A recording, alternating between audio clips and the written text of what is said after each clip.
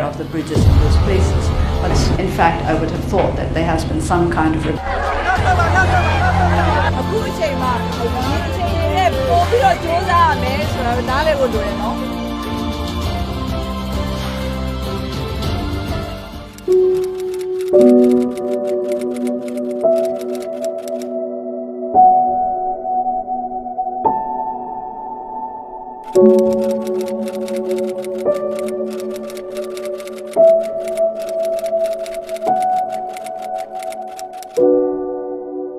ဇွန်လ19ရက်နေ့မှာအသက်86နှစ်ပြည့်တဲ့ပိန်ပိန်ပပအမျိုးသမီးတယောက်ဟာမွေးနေ့ကိုတိတ်တဆိတ်နဲ့ပဲဖျက်ဆီးရတော့မှာပါ။သူမကတော့အာဏာသိမ်းစစ်ကောင်စီရဲ့ဖမ်းဆီးတရားစွဲဆိုတာကိုခံနေရတဲ့နိုင်ငံတော်အတိုင်ပင်ခံပုဂ္ဂိုလ်ဒေါ်အောင်ဆန်းစုကြည်ဖြစ်ပါတယ်။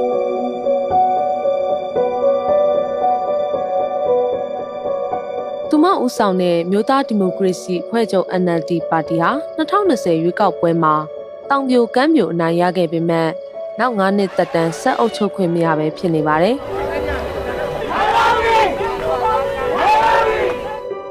ဖေဖော်ဝါရီ 1 ရက်နေ့မှာစစ်ဗိုလ်ချုပ်တွေဟာသူမနဲ့အတူနိုင်ငံတော်သမ္မတနဲ့ရေးကြီးတဲ့သူတော်တော်များများကိုဖမ်းဆီးထိန်းသိမ်းပြီးပလင်ပေါ်တက်ထိုင်ကြပါတော့တယ်။သူမကိုထောက်ခံသူတွေကတော့အပြစ်မှာမွေးနေ့ပွဲတွေလုပ်နေကြပေမဲ့သူမကတော့နေပြည်တော်ကလျှို့ဝှက်နေရာတစ်ခုမှာထိမ့်သိမ်းကံပေါ်ကနေဖျက်ဆီးရတော့မှာဖြစ်ပါတယ်။ဒါပေမဲ့ဒါဟာသူ့အတွက်ပထမဆုံးအတွေ့အကြုံတော့မဟုတ်ပါဘူး။2010ခုနှစ်နိုဝင်ဘာ10ရက်နေ့မတိုင်ခင်ကမွေးနေ့ပေါင်း15ချိန်ကိုနေရင်အကျယ်ကျုံမှာပဲဖျက်ဆီးခဲ့ရပူပါတယ်။နော်ဝေနိုင်ငံဒေါ်ဆန်းစုကြည်ပန်းချံမှာဇွန်လ16ရက်နေ့ကပြုလုပ်တဲ့ဒေါ်ဆန်းစုကြည်ရဲ့မွေးနေ့အကျိုးအခမ်းအနားကိုသူ့ရဲ့တားငယ်ဖြစ်တဲ့ကိုထိန်လင်းခေါ်မစ္စတာကင်အဲရစ်ပေးပို့ခဲ့တဲ့တဝင်လွှာမှာတော့မြန်မာပြည်သူတွေနဲ့အတူမေးရင်ဆိုင်နေရတဲ့အခြေအနေကြားမှာအကောင်းဆုံးသောမွေးနေ့ဖြစ်ပါစေမြန်မာနိုင်ငံမှာဒီမိုကရေစီပြန်ရဖို့စီစီလုံးလုံးနဲ့ပြန်လည်ကြိုးစားနေကြတဲ့မြန်မာပြည်သူတွေနဲ့လည်းကသားတဲ့အတူရှိနေပါတယ်ဒီမိုကရေစီရေးကြိုးပမ်းနေကြတဲ့မြန်မာပြည်သူတွေကိုဆက်လက်ထောက်ခံအားပေးဖို့ကမ္ဘာသူကမ္ဘာသားတွေကိုလည်းတိုက်တွန်းပါတယ်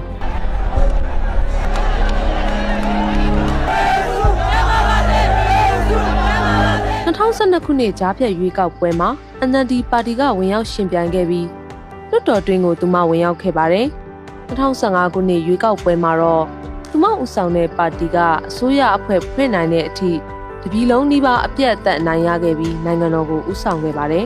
။တကယ်ပဲအောင်မြင်စေခြင်းကိုယ်တိုင်ပါဝင်ပြီးတော့ကျမတို့အားတွေဖြည့်ပေးကြပါလို့ကျမမြတ်တာရခတ်ပြပါတယ်။အဲ့ဒီနှစ်တွေအတွင်းကသူမမွေးနေ့တွေဟာလောက်ဖော်ကိုင်းဘတ်တွေနဲ့ဖြတ်တန်းခဲ့ရတဲ့အချိန်တွေဖြစ်ခဲ့ပါတယ်။သူမရဲ့အပြုံးတွေဝေစားခဲ့တဲ့နှစ်တွေလည်းဖြစ်ပါတယ်။တပြည်လုံးကမွေးနေ့ကိတ်တွေမွေးနေ့လက်ဆောင်တွေမွေးနေ့ဆုတောင်းတွေကသူမရဲ့ဘဝအမောတွေကိုခဏတော့မေ့စေခဲ့ပါတယ်။ပြည်သူတွေနဲ့နှီးစပ်ခဲ့တဲ့အချိန်တွေလည်းဖြစ်ခဲ့တာပါ။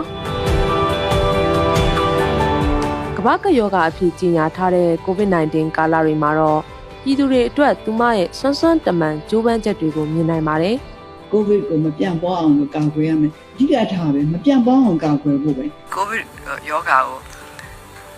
ဖြတ်ကျော်တဲ့နေရာမှာအနိုင်ယူတဲ့နေရာမှာတတိရှိရှိနဲ့ဇွဲရှိရှိနဲ့ဆက်ပြီးလုပ်ကြပါလို့ကျွန်မအနေနဲ့မေတ္တာရပ်ခံချင်ပါတယ်ဒီကနေ့ကြောက်တဲ့သူမရဲ့86နှစ်မြောက်မွေးနေ့ဟာဆယ်စုနှစ်တစုကြာပြီးမှအကျဉ်းကျနေစဉ်အတွင်းတဖန်ကြောက်ရောက်ခဲ့ရတဲ့မွေးနေ့လည်းဖြစ်ပါတယ်။အဂိလိုက်စားမှုနိုင်ငံတော်လျှို့ဝှက်အဥပဒေဆက်သွယ်ရေးပစ္စည်းတရားမဝင်လက်ဝယ်ထားရှိမှုနိုင်ငံတော်အကြီးအကျယ်ပြည့်စုံမှုတဘာဝပြည်ရဲ့စီမံခန့်ခွဲမှုစတဲ့ပုံမှားတွေတစ်ခုပြီးတစ်ခုတိုးခံရပြီးတော့စုစုပေါင်းပုံမှား9ခုနဲ့အကြမ်းဖက်စစ်ကောင်စီကတရားစွဲဆိုတာခံထားရပြီးသူမအမှုရင်ဆိုင်နေရတာပါ။ဘာလို့ပြည်သူတွေညီဆိုလို့ရှိရင်ငြိမ်းချမ်းရေးရရှိရေးကိုလည်းဘယ်သူမှပိတ်ပင်လို့မရပါဘူးလို့ပြောပြီး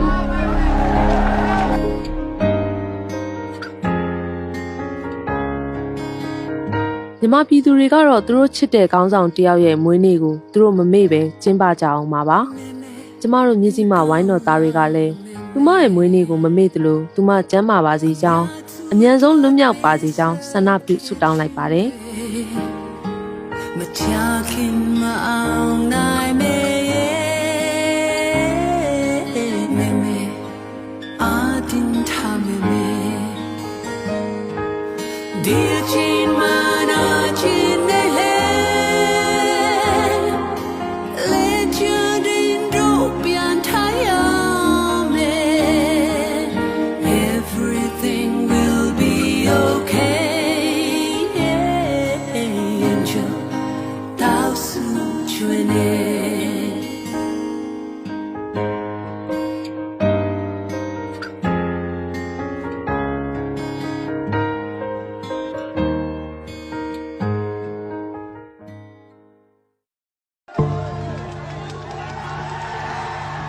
Aung San Suu Kyi was one of the world's most famous political prisoners. Now she's a beloved politician in Myanmar. She helped the country restore democracy. After 62 years of British colonial rule, 3 years of Japanese occupation, and another 50 years under the rule of an oppressive military junta. And she did it while being locked in her home. This is how a political prisoner won the esteem of the international community, got elected leader of her country, and is now at risk of losing the respect of the world. Aung San Suu Kyi was born in 1945 in Rangoon, now Yangon, to Buddhist Burma parents, Myanmar's dominant ethnic group that makes up nearly 70% of the population. Her father, Aung San, was a general who led the push to end British colonial rule. In 1947, during an Executive Council meeting to discuss the transition to independence, a group of gunmen burst in and opened fire. No one knows exactly who sent these gunmen, but they shot dead 7 or 8 people. One of them was Aung San Suu Kyi's father. She was only 2 years old at the time. That's Bloomberg editor Jason Koutsoukas. I'm the Southeast Asia government editor for Bloomberg News. After the death of her father, the country completed the transition to become a democratic republic with the official name Union of Burma. When she was 15, Suu Kyi moved to New Delhi after her mother was appointed ambassador to India. After finishing high school, she went to Oxford University, where she studied philosophy, politics and economics. She graduated in 1968 and moved to New York City, where she worked at the United Nations. In 1972, she married British academic Michael Arris. They had 2 sons, later returning to England. One of the conditions Aung San Suu Kyi had said at the start of the marriage was, if ever she felt that her country needed her, she would go back.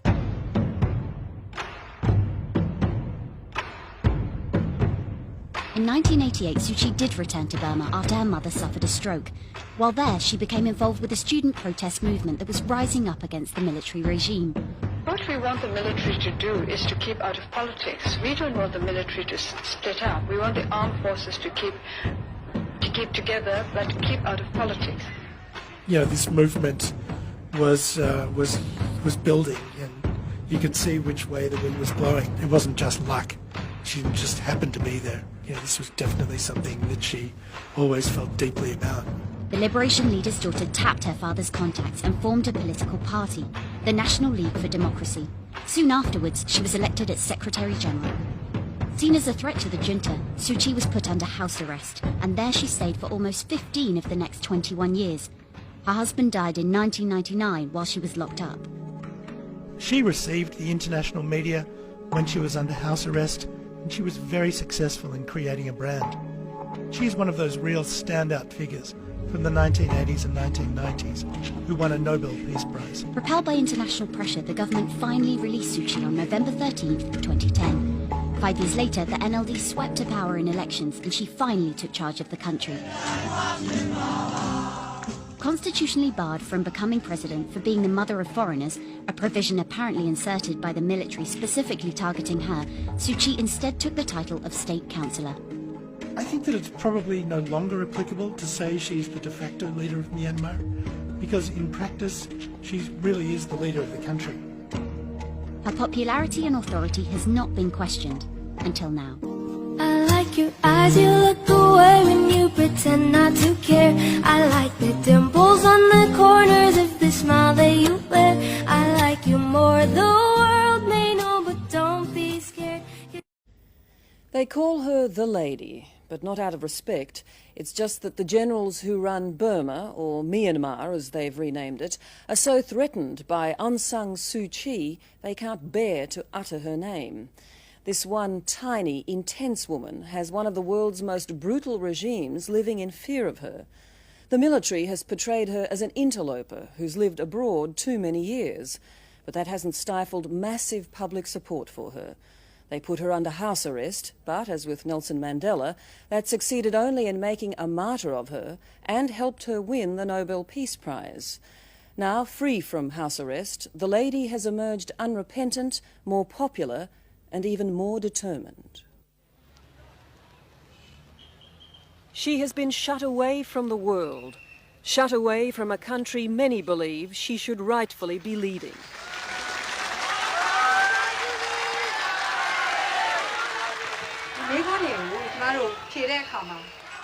But after 6 years of house arrest, Aung San Suu Kyi is finally free. speaking to those who risk their freedom to listen. Do you think that it's some kind of fate that you're here in your country at this time doing this? I don't really believe in fate. I've said this quite often. I think you choose to do what you do, and you reap the fruits of your deeds. The fruit that has been denied Suu Kyi and her supporters is democracy, a word which for more than 30 years had no political translation in Burma. Instead, a ruthless military dictatorship turned what was once a prosperous country into an economic basket case. There seemed to be no way out until 1988, when Aung San Suu Kyi came home, to the dismay of the ruling generals. Have you considered, and I'm sure you have, why they regard you as such a potent threat? Because I have the support of the people. The people are not afraid of me, and because they're not afraid of me, they tell me what they think. The flip side of that is that they are afraid of the current government, yes? Of course. The military regime is so threatened by Suu Kyi that its intelligence service photographs us and everyone else who visits her. Early on in our interview with this senior minister, it became obvious that we weren't the only ones filing a report. Before you come to me, I know I've been read in a report that you went to see somebody twice. Somebody? Yes. Who was somebody? You will know yourself. Do I assume that you mean Aung San Suu Kyi? That's up to you only. Well, you have to help me out a bit. We've seen a number of people here. Yes. So that's somebody. So at the moment, I don't want to talk about the political. I want to let you know only that we are trying our best to develop a country and to make our people happy. But when you say we talk to somebody, and I interpret that to mean Aung San Suu Kyi, is that a concern to you that we should talk to her? No concern. We don't have any concern. Right. We don't have any concern. After a lifetime abroad, Suu Kyi returned to Burma to nurse her dying mother and immediately became a beacon for the emerging democracy movement, not only because of what she stood for, but also because of who she was.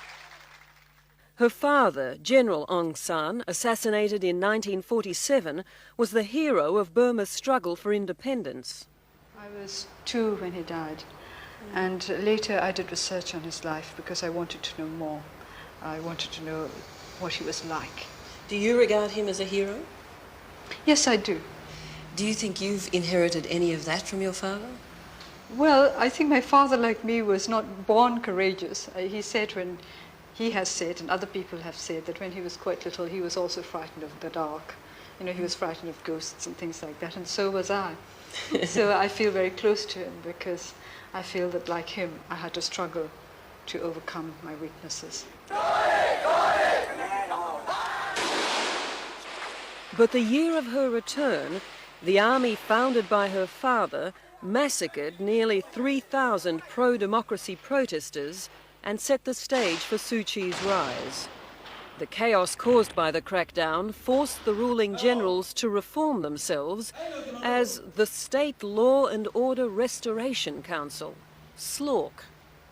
They even promised elections in 1990, but they ensured that their biggest threat, Suu Kyi, was out of the picture by placing her under house arrest in 1989. Did the government give you opportunities to leave this house, to leave this country? Their attitude was that if I would leave Burma, I could be free any time. But I would certainly not have left the country and left my colleagues to face their troubles by themselves. It was something that I could not think of doing. In their surprising concession to democracy, the promise of free elections, the ruling generals obviously had no idea of the outcome. No idea that the opposition NLD party would command any substantial support. The result of the 1990 election could not have been clearer. Despite the fact that its leader was locked away, the NLD won over 80% of the seats. But instead of taking office, many of its members were thrown into jail, where they remain today. A new Amnesty International report tells us that little has changed in Myanmar. Political prisoners are still subjected to many forms of torture. We don't hold political prisoners. We hold those who commit crime only. So there are no political prisoners in this country? No. Lieutenant General Chor Ba is the minister in charge of what is currently Myanmar's most crucial portfolio, tourism. What do we make of all these things? For instance, you know very well, of course, that United Nations report earlier this year that made some outrageous claims about what happens. But they don't go very deeply inside to see what are happening. But sir, that there were some very specific things there that make one's hair stand on end, like beatings taking place, like shackling, like burning, like stabbing prisoners, like rubbing salt and chemicals. No, we don't have that thing. No, they're writing all the rubbish thing. We don't have anything.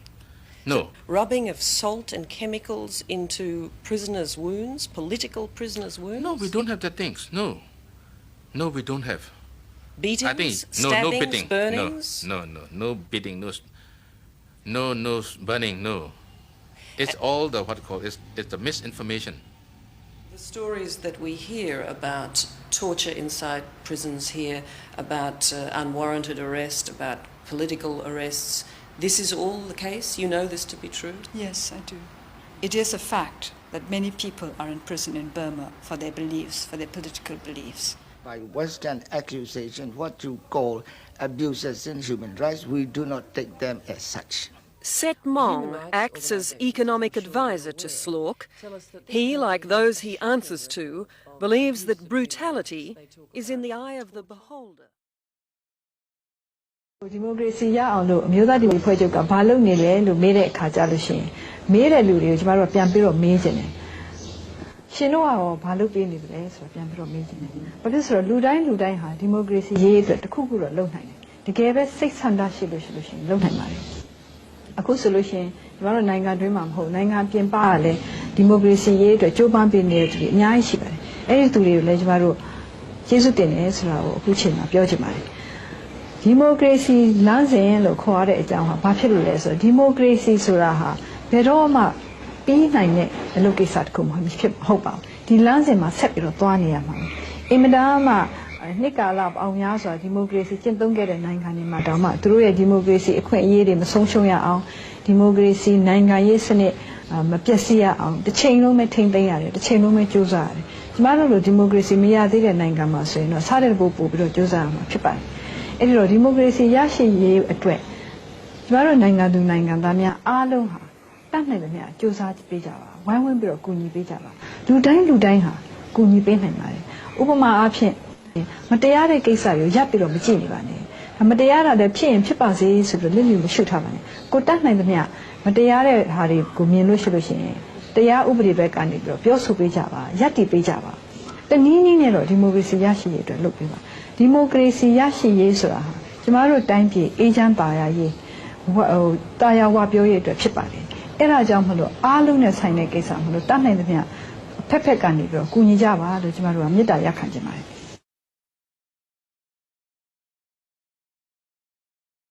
ခဏပြောပါတယ်ပြည်သူကိုဘယ်တော့မှမတည်နိုင်တဲ့ခရီးတွေပေးပြီးတော့မစည်းရုံးမှနဲ့ဒါဟာပြည်သူကိုလှည့်ပြရရောက်ပါတယ်ပြည်သူကိုလှည့်ပြရတယ်ဆိုတာပြည်သူကိုတန်ဖိုးမထားရရောက်ပါတယ်မလေးစားရရောက်ပါတယ်တကယ်တန်ဖိုးမထားပြည်သူကိုတန်ဖိုးမထားမလေးစားဘူးဆိုရင်နိုင်ငံရေးမလုပ်နဲ့ကျမဒီလိုပဲပြောချင်တယ်ပြည်သူတွေကိုယုံကြည်မှုမရှိဘူးဆိုရင်နိုင်ငံရေးမလုပ်နဲ့လုံးမှတော့အလေးထားရမယ်လေးစားရမယ်ယုံကြည်ရမယ်